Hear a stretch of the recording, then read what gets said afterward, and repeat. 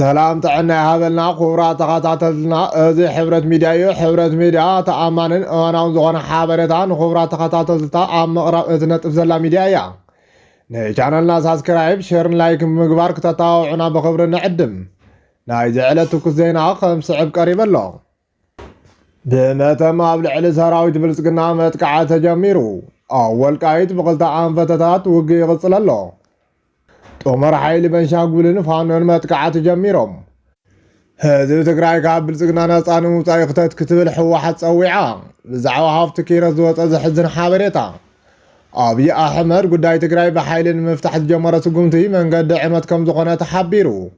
ክቡራት ተኸታተልትን ናይዚኦም ናይ ካልኦትን ዝርዝር ዜና ክነስማዐኩም ኢና ንምክትታልኩም ደጊምና ብክብሪ ንዕድም ንቻነልና ሳብስክራይብ ሸርን ላይክን ኣይትረስዑ ሕጂ ናብ ዝርዝሮም بزعوا مراحي دوب تقراي نبر هافت كيروس زحزن حابريتا وصيو هافت كيروس مسمرحة حوحت بزلو بوليتيكا وعفالا لاي مليشاتات حيزو نبرقا خمزوت اند حارونا وحارا مريدن سمرت بارتن كم تحاوسن زفلتيو نازي سعيو دما آوغن نبلسقنا غوين حوحت مفراس كابز قالوس هو حادا خمزو خاني فلت يغن انبر هافت كيروسن كالوت بزوتن زقالوس لزلو علامة بنفشالن حيل سلام تقراي تبتينو ناو تقراي بمئتاو أبي أحمد كم تنادى تعافرن كانت حدا بوتاتن قاري نور وحد حيلون ناو تقرا انت هذا ما ناو كلهم حرا خمسة سدن مسفن خواقا خمس قورن قلت أني حيو نازي سعيد ما نتاو جنبار زلون أو عالم كتاو علام ناو كلهم حرا زمر حافت كيروس مسارحتنا آخي وانا هلو بفان متقعات خم تخافت لهم حافت كيروس هون بهوت مترافن زي مترافن مرقاقت خم زي تراخوان لا تقلت يركب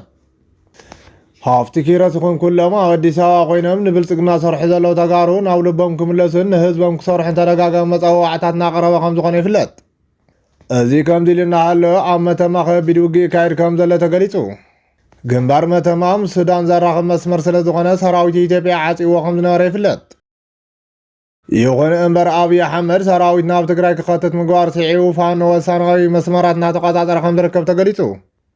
تحجي متى ما زقبر زل مرعو متقعتهم لسراويت بلصقنا تحيز نور مسمر نمقصار تعلم خمس قناه رقمنا حبرت يرد زاقيد بزل حبرت مسارات حدا برغي سراويت بلصقنا خم تدمسسن بزحاتون كم زقصلن تحبيرو تقينات بتنكر ملكعنا قصله خمس قناه سراويت بلصقنا ببزح مارقون يفرسن كم زلون تحجي بسبر زينا زل زينا زرقاقص نازي سعيد ما بلصقنا سعرات مخنيات سراوي تقراين سراوي سودان تحتات يقبر كم زل يزقلت زلو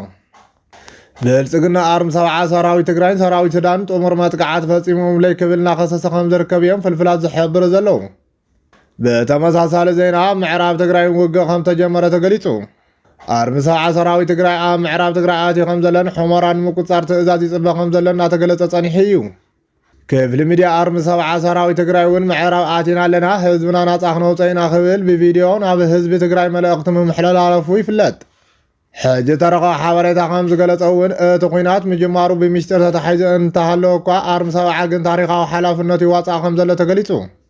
زاقيد بزل حواريتا مسرت ارم 7 بزوسرو زل مبرعو متقعات صفني حيل تصفحت غزازات كم زلققن كبير غدات كم زو صح من تحبيرو أو سومن زي أمون قفانن بأبي أحمد زقدقف حيلي كونريل دمك زودن وقع خم تقايدن الزبع تكزنا تبعال صوح حيلي كونريل دمك زودون كبير قدعات بصحوا موتن قسلن كم زغننا تصبصب يركب بكونريل دمك زود زمر رحام معراب تقراي يركب صنفاني حيلا محارا 4 كيلو بستواو تأزاز مسرت نافانو دودابي خمز الآخن فانو معراب تقراي آب تحت حيلي تقراي كي تأتوخ قالس كم زحاتتني فلت تقاو كونر دمك زودون او محرفانو تلاخ دبدابي معراب تقراي اب تحت حوحات كي تاتو حابير نقالس زبلكم زغونه تفليتو يغن انبر مرسفانن والقايت إلنا نخوف لمسوعات يلن ازناي بلصقنا اورو سيراي كبل زملس انتقون حج دما اب لعلفانن بكونر دمك زود زمر حيلن مرير وقهم تقايدن فانو بعلي انصار اتا معراب زلت انفني حيلي ايو طرح انت يكونس فانو معراب تقراي ناي معراب مخانا بعلم امانو زرقاقص كم زخونه مهرات قليصهم ازي كم ديلنا على حزب معراب تقراينا عامتات كبير قبن كفصم صنحن حلاف بوليس معراب تقراي نوره كوماندر ولا لو تغني خم تقتلن مصبصابنا ذكر انتخون كونتات اقاتاتو اغن بزح مشتر زحازه خم زخونه ايام فلفلات زحبرو ምዕራብ ትግራይ ዘለው ብብልጽግና ተሾሙ ሓለፍቲ ዋና ስርሖም ኣፅዋር ዝውውር ማዕድናት ዝውውርን ካልእ ዘይሕጋዊ ተግባራት ብምስራሕ ሙልዮናት ዝወነኑ ከም ዝኾኑ እዩ ዝግለጽ። እዞም ሓለፍቲ ድማ ምስ መራሕቲ ሰራዊት ኢትዮጵያን መራሕቲ ድሕንነት ኢትዮጵያን ሓቢሮም ከም ዝሰርሑ እዮም ፍልፍላት ዝሕብሩ። እዚ ሓላዊ ፖሊስ ምዕራብ ትግራይ እውን እቲ ሓቢሮም ዝወርዎ ዝነበሩ ማዕድን ምዕራብ ትግራይን ዘይሕጋዊ ምውራት ንብረት ተጋሩን ኣብ መንጎኦም ናይ ጠቕሚ ጎንፂ ከም ተፈጥረን ኣብ መወዳእታውን ብጉጅለ ተኸፋፊሎም እቲ ሓደ ጉጅለ ነቲ ካሊእ ጉጅለ ንምጥፋእ እንትፍትኑ እቲ ሓላዊ ፖሊስ ስጉምቲ ከም ዝተወሰደሉን ተገሊጹ። ስለዚ ድማ ምዕራብ ትግራይን ዓመታት ንብረት ህዝቢ ትግራይ ክወርስን ግፍዕታት ክፍፅምን ዝፀንሑ ተላኣኽቲ ብልጽግና ዝኾኑ ፅንፈኛ ሓይልታት ኣምሓራ ለያብስ ሓቢሮም ይሰርቁ እሞ ክካፈሉ ይበኣሱ ከም ዝበሃል ብጉጅለ ተኸፋፊሎም ነንባዕሎም ይቃተሉ ከም ዘለዉ ተፈሊጡ። እዚ ከምዚ ኢልና ሃለወ ሰራዊት ብልጽግና ኣብ ቤንሻንጉል ጉሙዝ እውን ብጥሙር ሓይሊ መጥቃዕቲ ከም ተኸፈተሉ ተገሊጹ። ዓመፅቲ ሓይልታት ቤንሻንጉል ብልጽግና ብዓዳዊ ሓይልታት ኣብ ክልልና መሰልጠኒ ኮፍቲ ብምፍቃድ ክልልና ንመጥቃዕቲ ድሮን ክትጋለጽ ይገብራ ኣሎ ክብሉ ተሪር መግለፂ ከም ዘውፅኡ ይፍለጥ። ሓይልታት ቤንሻንጉል እዚ መግለፂ ዘውፅኡ ሰራዊት ሱዳን ኣብ ክልሎም ናይ ድሮን መጥቃዕቲ ምውሳዱ ስዒቡ ከም ዝኾነ ፍልፍላት ይገልጹ። ስለዚ ድማ ብልጽግና ብውሽጥን ብደገን ፈተና ኩነታት ከም ዘጋጠመ እዩ ዝግለጽ ዘሎ። ወታደራዊ ስጉምትን ፖለቲካዊ ውጥጥ ከጋድዶ ዳኣ እምበር ፍታሕ ከምፅእ ኣብ ታሪክ ኢትዮጵያ ተረኣየ ኣይፈልጥን ክብሉ ተመዛላይ ምዕራብ ትግራይ ኣባል ሲቪል ማሕበረሰብ ጽላልን ገብረ ሚካኤል ነጋሽ ገሊፆም። እቲ ሕጃቢ ኢትዮጵያ ብሓፈሻ ብፍላይ ድማ ኣብ ትግራይ መንግስቲ ኢትዮጵያ ንፖለቲካዊ ቁልውላው ብወታደራዊ ቅልጽ ምፍታሕ ዘስዕቦ ዘሎ ኣንፈት ደጋጊሙ ተፈቲኑ ዝፈሸለን ነታ ሃገር ናብ ዝሓመቐ ሓደጋ ዝሽብብን እዩ ክብሉ እውን ገብረ ሚካኤል ነጋሽ ኣብ ኣዲስ ስታንዳርድ ኣብ ዘስፈርዎ ትንታነ ገሊፆም። ኣብ ንጉሳዊ ይኹን ደርጋዊ ዘመን ኣብ ወሰን ኣብ ልዕሊ ዝርከባ ክልላት ምእኹል ምሕደራ ንምስዓብ መንግስታት ኢትዮጵያ ዝተተሓዙ ኣንፈታት ኣብ ክንዲ መፍትሒ ዘምፅኡ ጎንፅታት እዮም እንዳሃጓሃሩ መፅኦም ዝበሉ ገብረ ሚካኤል ነጋሽ 1983 ዓ ም ዝተገበረ ስርዓት ፌደራሊዝም ድማ ነዞም ቅድም ኢሎም ዝረኣዩ ዝነበሩ ክፍተታትን ፀገማታትን ንምሕካም ክልላት ዓርሰ ምሕደራዊ መሰለን ክጓነፀፋ ዘኽእለ ምንባሩ ኣብሪሆም። ኣብ ዓርሰ ጉዳይ ክልላት ማእኸላይ መንግስቲ ገበራይ ሓደጋይ ዝኾነሉ ኣገባብ ንምእላይ እውን ዝዓለመ እዩ ነይሩ። እቲ ኣብ 1983 ዓ ም ተኣታተው ስርዓት ፌደራሊዝም ክብሉ እውን ኣይተ ገብረ ሚካኤል ትንታኖኦም ይቕፅሉ። መንግስቲ ኢትዮጵያ ንዓውደ ትምህርቲ ትግራይ ዝግብኦ በጀት ጠመተ ምኽልካሉ ስዒቡ ኣብ ስርዓተ ትምህርቲ ትግራይ ከቢድ ሓደጋ ከም ዝገጥሞ ዘሎ ትምህርቲ ትግራይ ገሊጹ። ዓለም ለኸ መሻርክትና ነዚ ክፍተት ንምቅላል ህፁፅ ፋይናንሳዊ ደገፍ ገብሩን ፌደራል መንግስቲ ንትግራይ ተመደቡ በጀት ብቕልጥፉን ሙሉእ ንሙሉእ ንኽለቅቕ ኣብ ልዕሊኡ ዲፕሎማሳዊ ፀቕጢ ንክገብሩን ህፁፅ ፃውዒት እውን ኣቕሪቡ ኣሎ። ሓላፍ ቢሮ ትምህርቲ ትግራይ ዶክተር ኪሮስ ጉዒሽ ከም ዝገለጸ ድማ መንግስቲ ፌደራል ሕገ መንግስቲ ብዝፈቅዶ ብስሩዕ ዝተመደበ ባጀት ትግራይ መሓዙ ምስ መትከላት ሕገ መንግስታዊ ምዕሩይነትን ፊስካላዊ ፌደራሊዝምን ከምኡ እውን ኣብ ስምምዕ ፕሪቶርያ ተዘርዘሮ ቃል ኪዳን ድሕሪ ኩናት ምሕዋይን ኣወሃባ ኣገልግሎትን ፃረር ምዃኑ ገሊፆም። ቢሮ ትምህርቲ ትግራይ ህፁፅ ፍታሕ ብዝብል ሎሚ ናብ ሚኒስተር ትምህርቲ ኮሚሽን ሓደጋን ድልውነትን ካልኦት ኣካላትን ኣብ ፀሓፎ ቁሉዕ ደብዳቤ ንዓውደ ትምህርትና ሓደጋ ዝእቱ ምክልካል በጀት ብህፁፅ ፍታሕ ክናደየሉ ፀዊዑ ኣሎ።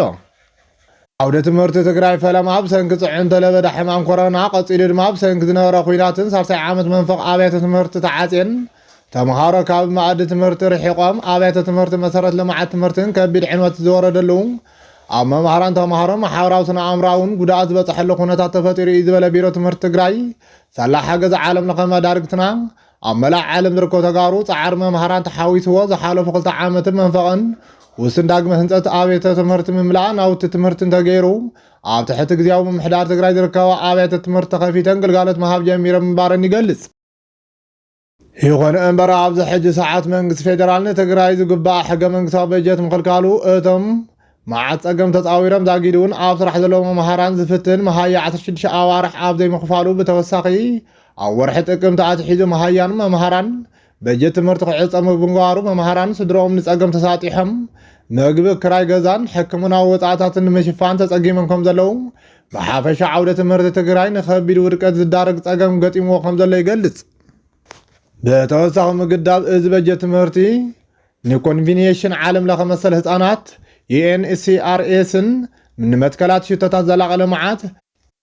ኤስዲጂ ብዝጓነፅ መንገዲ ድሕሪ ኩናት ዝነበረ ንምንቅቃሕን ሓገዝ ዓለም ለኸ ማሕበረሰብ ዝሽርሽርን ንህፃናት ትግራይ ዓለም ለኻዊ መሰላት ምምሃር ዝፀባእ ተግባር እዩ ዝፍፅም ዘሎ ይብል። ስለዝኾነ ማሕበረሰብ ዓለም ኸ መዳርግቲ ኮነ መንግስቲ ፌደራል ብመሰረት ሕገ መንግስታዊ ድልድል በጀትናን መትከላት ስምምዕነት ፕሪቶርያን ተኣገደ በጀት ትምህርቲ ክለቅቕ ህፁፅ ፋይናንሳዊ ሓገዝ ክገብር ስሩዕ ከይዲ ምምሃር ምስትምሃር ብንቡር ክቕፅል እንተግባራዊነቱ ኣወንታዊ ፅዕንቶ ክገብሩ ፀዊዒ እዩ ቢሮ ትምህርቲ ትግራይ ኣብ ፀሓፈ ደብዳቤ። ዜናታት ናይ ዝዕለት ነዚ መስሊ ነሮም ስለምክታልኩነ መስግን ሰላም